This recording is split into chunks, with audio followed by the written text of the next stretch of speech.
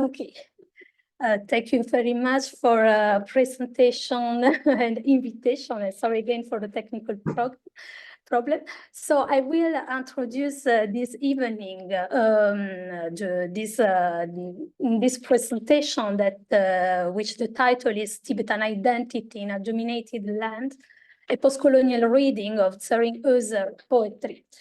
So I will the presentation will be divided into two parts. The first one is about the reading of poet Tsering Woeser poems in the light of post-colonial theory, defining the post-colonialism as the deconstruction of a colonial paradigm. So I will mean the social practices, phraseology, and commonplaces. I use this theory to understand contemporary Tibetan writings in Chinese national language. And we are aware that the colonial discourse is often internalized by the colonized subject, producing paradoxes and ambivalence. And my research is inscribed in this framework. I will cite some I will use some very famous theory like Frantz Fanon, Homi Bhabha, Patrick Chamoiseau, writing in a dominated land. Why? So I will use this kind of theory. I argue that the theory and literature from other colonized countries, I will cite India, Martinique, Algeria, can be sources of inspiration, and we agree with the Albert Memmi's statement. As I discovered that all colonized people have much in common, I was led to the conclusion that all the oppressed are alike in some ways. This is from the colonizer and colonized. And so this is the theory that I use, but also other epistemologists from social science, philosophy, and literary theory are inspiring our research, especially other concepts like the minor literature from French philosopher Gilles Deleuze and Félix Guattari.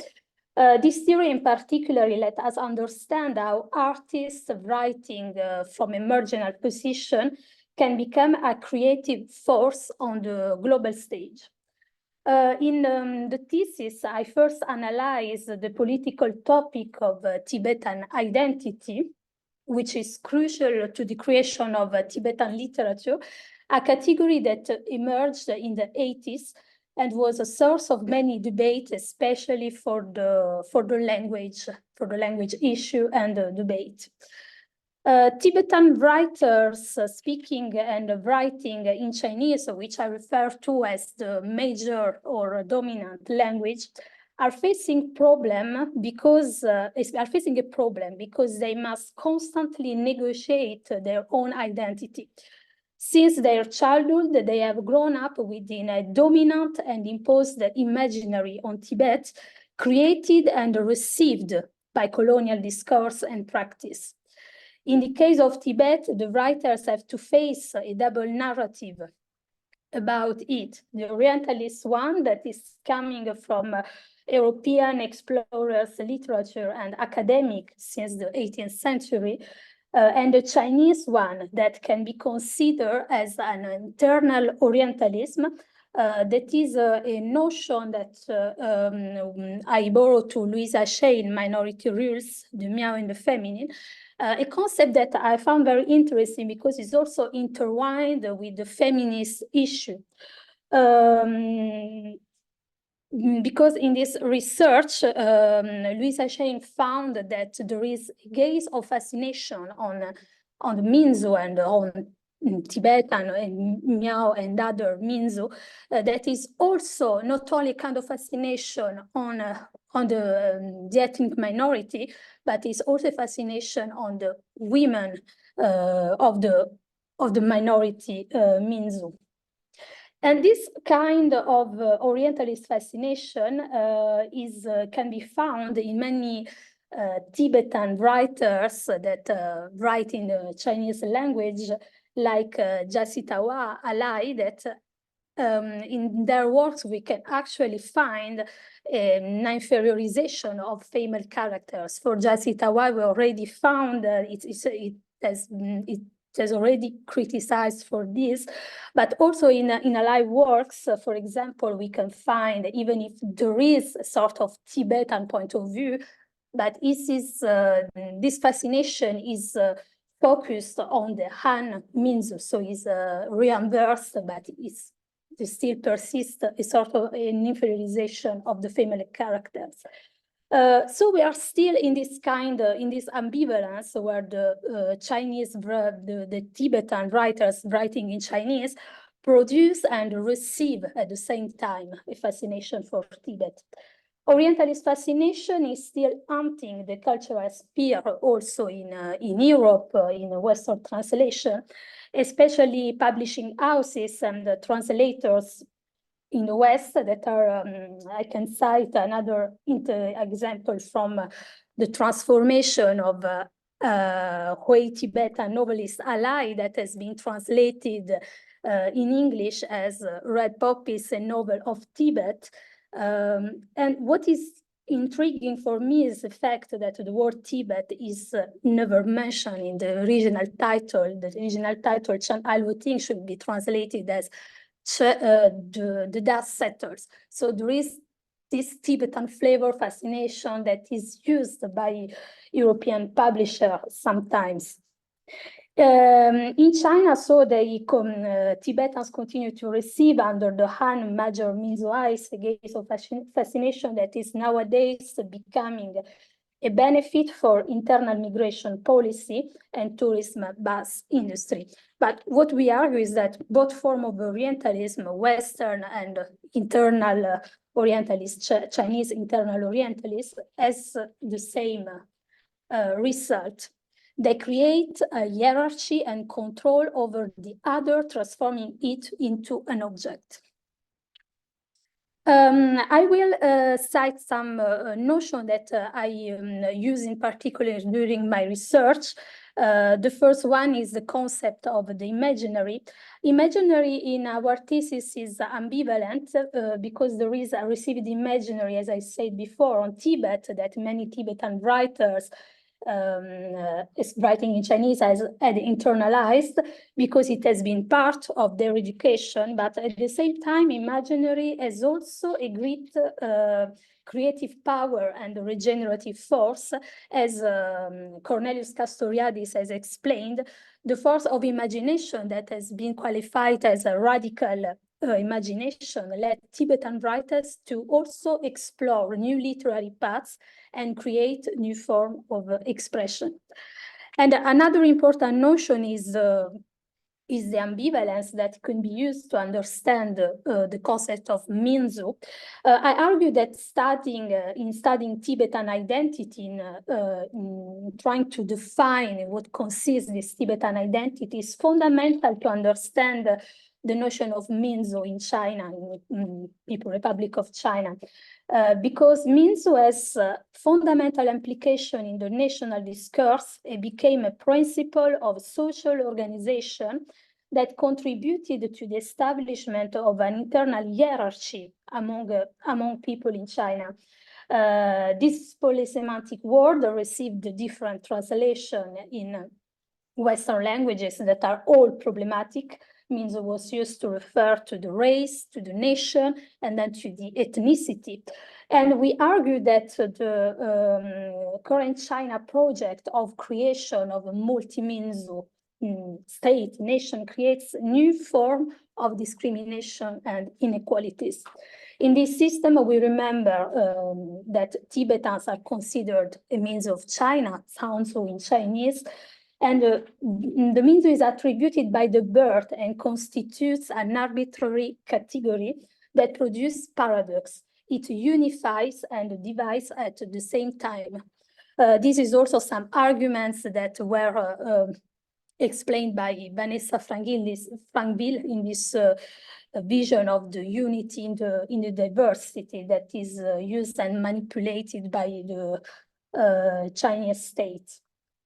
So we conclude that the minzu policy creates boundaries and extremely marginalize the non-Han minzu. And also for the Han there is the same kind of problem, because we also have a vision of a Han as an unified and homogeneous category. After considering the problem arised by the multi-minzu society, we also underline the more oppressive power of censorship in China, the social control and attack on the humanist culture and freedom of expression. Oppression and censorship became harder after 1989. And for all this reason, it's still complicated to know the real intention of the writers. Studying contemporary writers in China is always a kind of danger.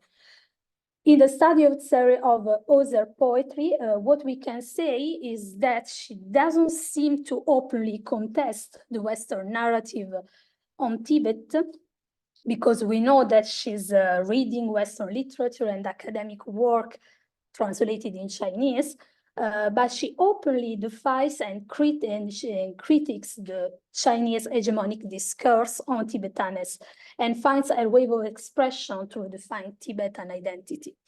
So we see, using this methodology, we want to identify the discourse that Tsering Woeser is having relating to the colonial discourse. So in her writing that is made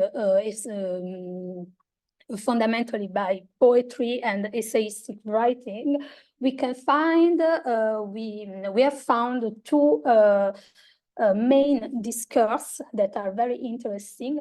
There is first a discourse against the hegemonic temporality, that is the temporality imposed by the colonizer.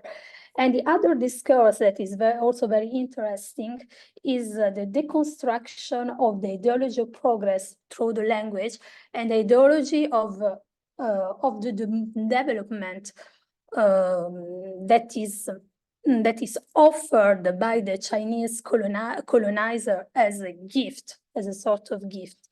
And we can also say that for the essayistic writing, she's also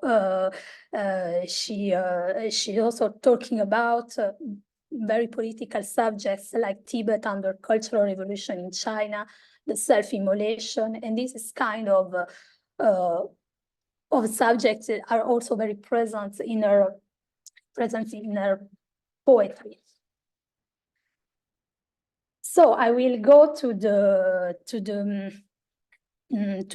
study of the poem, and so what I asked is how Tsering Woeser proceeds in her deconstruction of the hegemonic discourse, and because as a Tibetan poet writing in Chinese, can she totally reject the dominant culture and literary education?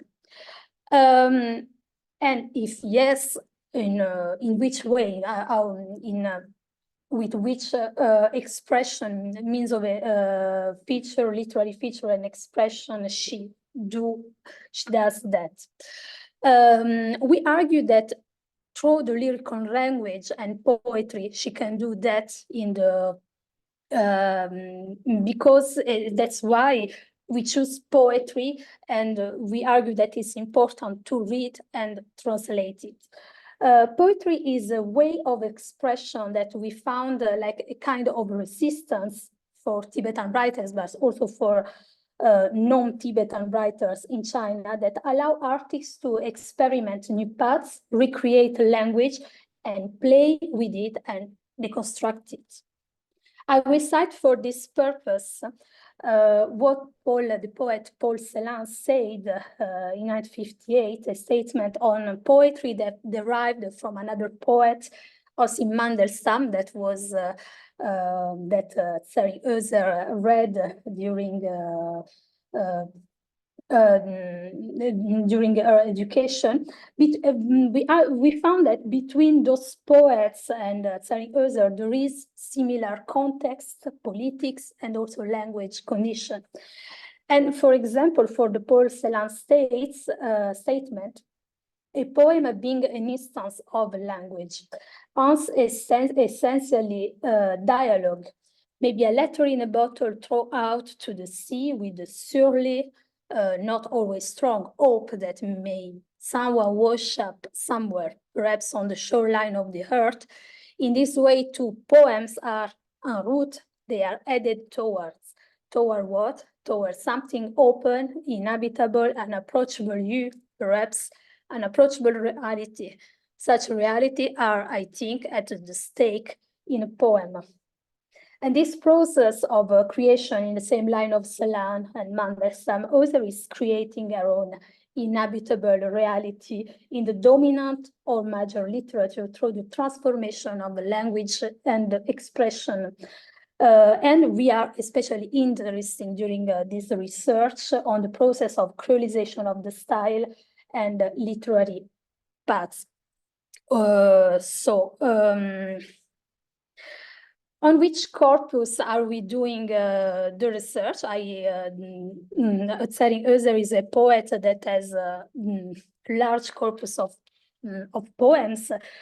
So we choose some poems that covers all their, I can say, her career from the very beginning. As she was very young, she started to write poems at 20s, and she's still composing, writing a lot of poems.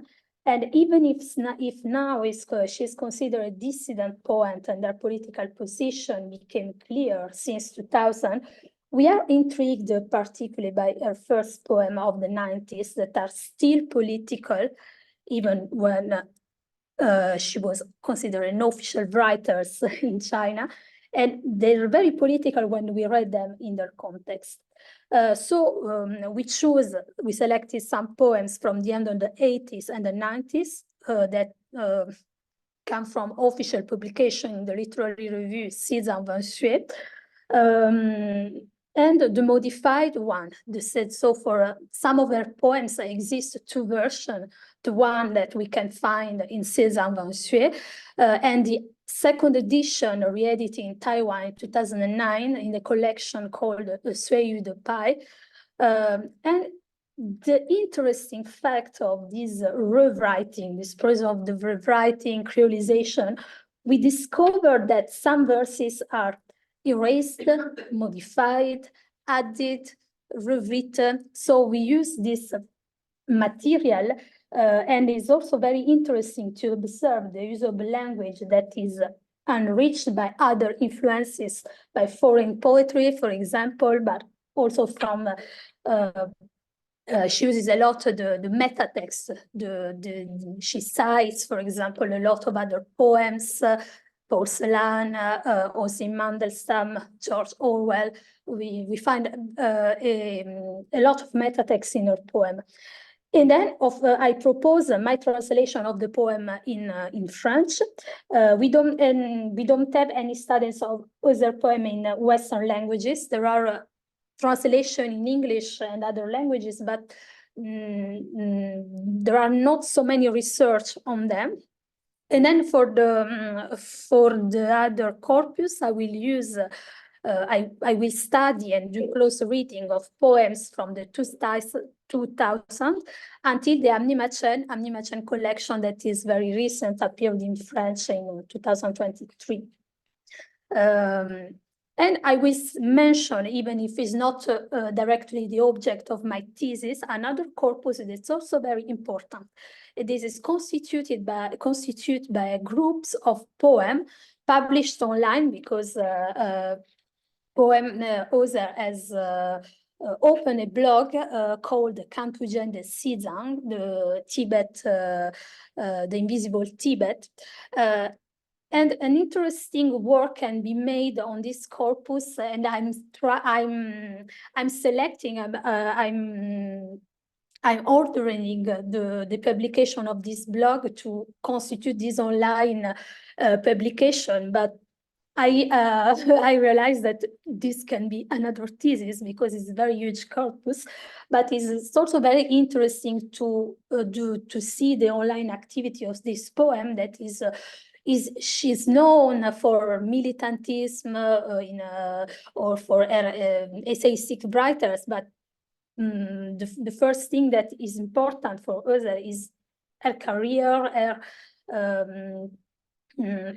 her poetic writing. That is, I found that is still neglected in our in France, but also in the other in the other Western languages. So I will come to some examples, some concrete example of what I'm doing on the text. I have to to just say that the translation that I do, the work that I do is in French, so I translate from Chinese to French. So I decided to give you to also provide an English an English version of the poem. There are English English translation that come from Tibet through art 2009. But there are some for the Amnimachen collection is my own English version. So this is just to let you know what is the main purpose of the work on the language. A poem that I will present you is Mamari et Magno, Errant dans la nuit infinie, in its French title that I translated, written in 1988. So it's a poem that Woeser composed, wrote during when she was very young. And there is an English translation, Roaming in the Infinite Nine, and there are two versions of this poem. The one that is in Tsering Woeser, as I said before, and the one that was republished in Taiwan. And there is a poem that is divided into three categories, in three parts. I can say that as a common theme, as we can say for the English translation, the people in a deep sleep, the hypnotist, the noble blind. So there is a common theme, a recurrent theme in this poem. The poem was written before the writers moved to Lhasa. She was in Darcedo in Kham, and makes a reflection on the intellectual context of the time. So this is just a little part that is taken from the second part of the poem in French that I translated. So in the English version is from A.E. Clarke, Tibet through art. The poet has a deep understanding of reality, even if she is blind. And in the first edition, Woeser referred also to the poet Homer, and then this reference disappeared in the edition of 2000.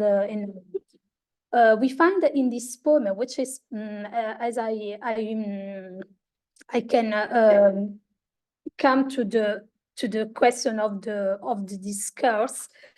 She's actually breaking with the linear temporality and the optimistic vision of the future, of the progress, of the gift of development, because in this poem persists a particularly pessimistic vision of society and the use of a lexicon that introduces themes like illness, darkness, blindness. And poem is also dominated by ambiguity, and the poets probably and voluntarily playing on the pronouns we and you in the Chinese languages. Is also in this part that is the one that is called the hypnotist. The hypnotists in the verses also recall the intellectual condition under Stalin regime described in the memories of Nadezhda Mandelstam, who wrote about hypnosis, lethargy. And we found this recurrent theme of the sleep. There is another kind of sleep for the nightly attired. We can stop yawning as they turn us into marionettes. So in this poem, Woeser was not considered as a dissident, because we found read in this context, in her context, is very political. A thrill, a minute, and then more pessimistic, schools of fish impaling themselves on the hook, dancing a street jacket. And then we found this, the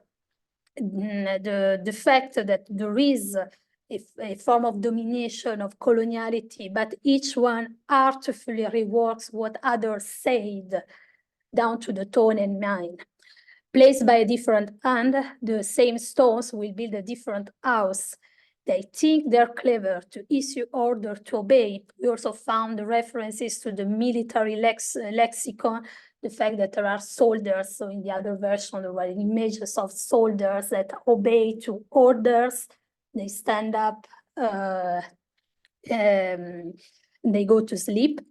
And in truth, that kind of sleep is even harder to awake from. So there is not a precise, a direct reference. So there is ambiguity to the reference, but we can find this context, the intellectual condition. We can maybe find also, we can also read some reference to the censorship, so the silence, the limits that writers had in China on these years. And the colonial condition is also, related to the myth of programs that find its expression in Chinese dream. Nowadays is called Zhongwoman. This politics is certainly a source of suffering for Tibetans and other non-Han minzu. For the many colonized finally accept the technological progress, the ideology, the modernity and its values, that is also a symbol of a monolinguistic society. So there is this kind of ideology. And this hegemonic ideology gave birth to many commonplaces on Tibetan. For example, commonplace that the suffering of Tibetans will come to an end thanks to the growth, to the economic development. The commonplaces that Tibetans are served to be, that need to be liberated. And in the other poem, we find on this line a different discourse that defies this linear temporality. We find more nostalgic tones. The nostalgic tones is present in many of the poems of the 90s, and we especially perceive a cyclical temporality. So we found this kind of theme in the poem of the 90s until the 2000s, and then in this inner language, this is becoming more clear, more direct, as in a poem that dates from 2006. In French, I translated as témoin d'un cycle d'existence. So this is also translated by a clerk at Tibet through art, witness to a turn of fate. When we can see this temporality, especially in the verse, a turn of fate rolls on, it seems, but there is fear and sorrow. So there is still this very dark and pessimistic vision of the society, like a bird startled or a rat retreating, black clouds swirl. Much happened that year, so there is ambiguity of the year. We don't know if it's 1959, 1989, but we can easily imagine that is a turbulent year. It's faded from memory, and this cyclical time is always is often associated with an image of memory that is faded, that is cancelled, erased, gone with the wind. So there are two themes that are in a couple sometimes. Because in this vision of cyclical temporality, Tibetans are still outside the cyclical temporality. They are in cyclical temporality and they are outside the linear time, and so they are never included in the progress and in the political participation of the political participation. They're really excluded and put on the margins. And we argue that this condition, as other writers in colonial context, for example, in the French colonies, so we think about Martinique and Antilles, Woeser uses the dominant language and culture to create something new. In the poem written in the 2000, the lyrical language is often enriched by introduction of Tibetan words and expression, notion from Buddhism, becoming also new and unpredictable material. There is something that is related to what Edouard Glissant explained in the notion of relation, the relation that is something unpredictable and with no moral. Another example of the style of Woeser, and then this is another kind of poem I can is the narrative style that started in 2000. She started to also use in her poem travel notes, anecdotes. And there is a study from Kamila Ladikova that talked about, very recently, talked about the Xiao Shuo influence on Tsering Woeser poem. I think that the idea is interesting because even if now we are used to translate Xiao Shuo as fiction, the Xiao Shuo originally represented the small talks, the anecdote, that was originally an historical account, often oral or written, created at the margin of official history. This is starting during the dynastic era. And there is actually this use of the Xiao Shuo or the PG that is a style reused by Woeser in her prose, but also in her poem. So I think that the idea of the Xiao Shuo influence can be used also to understand the very recent poems of Woeser, in particular the collection Amne Machen, Amne Pachen, that are an account, are literally a travel account of a pilgrimage that she accomplished in 2018. The composition of poems were around between 2018 and 2019. And then I co-translated it in French last year. And I can give you a concrete example of how Woeser is transforming the oral account in a literary source. For example, so their poems are becoming a sort of anecdotal poem that are including personal thinking, pieces of biography, oral history, travel notes. An example is provided by the poem number 4 on the Golok, so the French translation, and I can give you an example in English as in this style. So the style is completely different here. The Goloks, people say, they are neither Amdoas nor Kampas. So she's in this narrative style, this anecdotal style. So she's telling the story of the Golok, but she's precising at the end, this is the story of the Golok people. It sounds like a folk tale passed down orally and that I've heard about. So there is, this poem appears as a sort of ethnographic and anecdotal poem based on oral accounts. And this is just one of the examples that we can find in this collection, because there are many others that are in the same style, in the same form. And she also extending, I found the vision of the Tibetanity in this kind of poem, because, for example, the Golok, they have a language that is similar to the people from Ladakh. So she's giving an idea of Tibetanity that is different from the official one, from the Chinese one that is related only to the Xizang, the autonomous, what we call the autonomous region. So she's opening to a different vision using this style that is this style of the Xiaoshu. And in the case of Tibet, of Tibetan writers writing in Chinese national language, the language is, as we say, the poem is a question of language. The language is a crucial issue in the construction of identity. So we found what we have found as the paradox of and the problem, the debate, the issue of this writer, because there is this issue of the belonging. The issue of belonging is haunting the writing of Woeser, because are those writers like Woeser belonging to a culture through the language?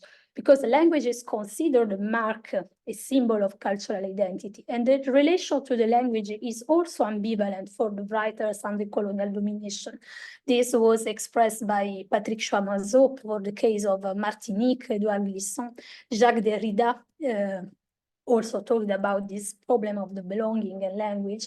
Dominant language has the power to create a shared identity, but it also exercises a form of mental and cultural domination. So we don't know the limits, where is the boundaries, the limits of this belonging.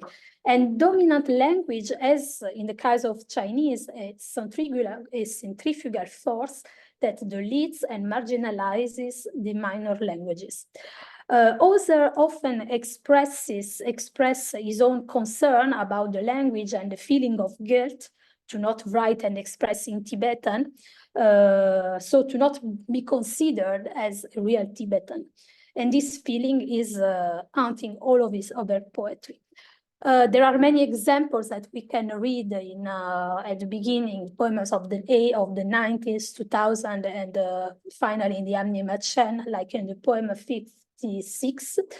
As she says, so I can found this theme of the identity and language, some subtle dilemmas are essentially about taming, or more precisely about the part of the body that is tamed. Sometimes it's the tongue, sometimes it's the heart. Apparently, I was tamed, but my heart was not. I've met some Tibetans who haven't lost their mother tongue or their customs, but what about their heart? It's just a little part of the poem. And we see that she has she recognized the colonial condition, the taming that is exercised by the language. But it seems to suggest that she doesn't, in her vision, there is no an identification of the language between the language and the identity, because she feels, she recognizes herself like a Tibetan, because she's talking about the heart, that in her earth she feels Tibetan, but not in the custom, not in the language. So there is this paradox that she's living, and the limits that sometimes she is also experimenting during the pilgrimage, that she realized that she could not communicate with the local people in their Amdo language. And so the poems are describing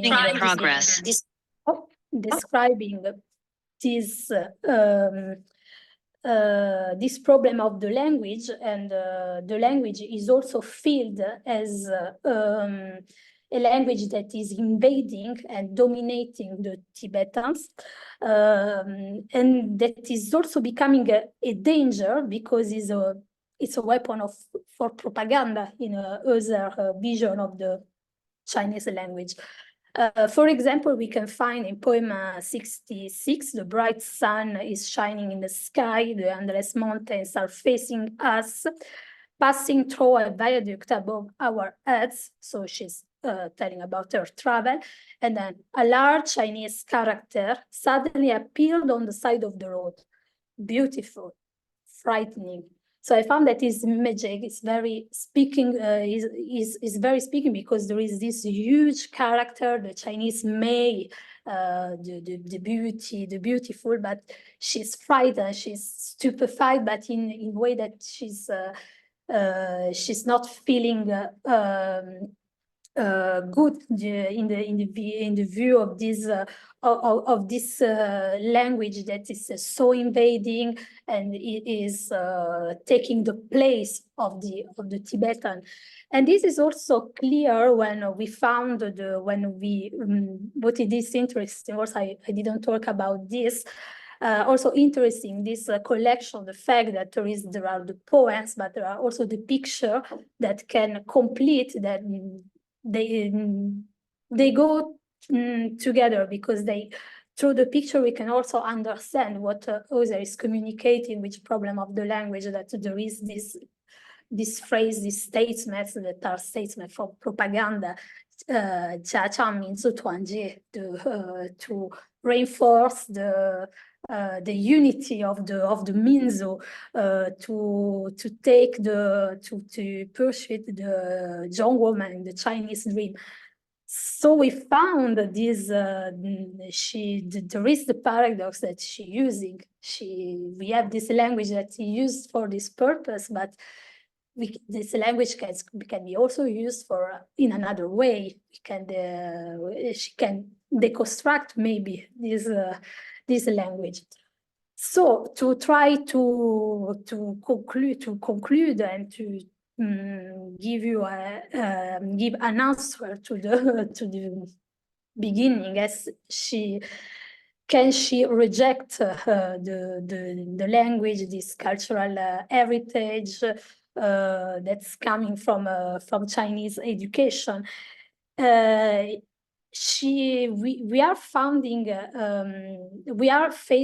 in face of a writer that is using dominant language, but the writers has possibility in colonial context to start an internal deconstruction using this major language, and to deconstruct the colonial cultural heritage. And we can find in Tsering Woeser poetry a counter narrative, where the role of imaginary, the role of another imaginary that is also unpredictable sometimes, an internal deconstruction of the dominant language. So with the use of the creolization, the use of new words, of new concept that she's using in her poem.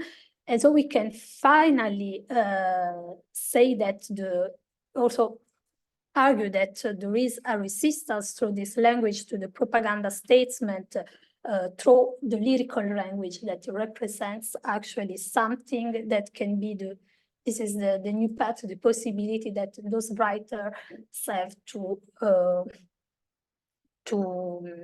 give birth to something different, and to something new. But the new is also unpredictable. So we consider all these factors in the creation of this poet.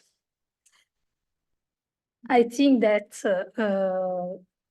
I finished for the presentation. I said everything.